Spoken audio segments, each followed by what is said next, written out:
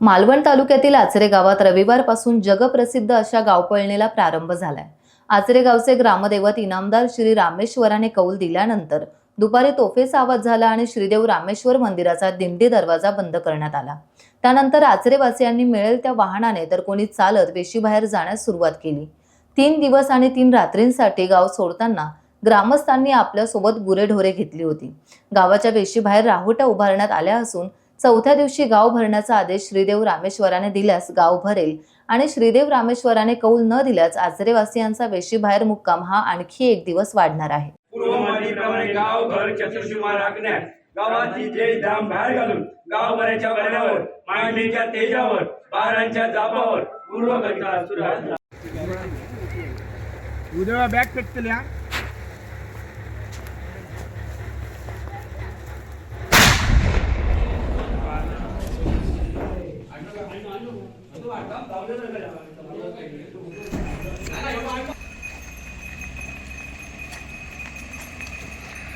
Times डिजिटलला like करा, share करा, subscribe करा आणि बेल आयकॉन दाबायला विसरू नका।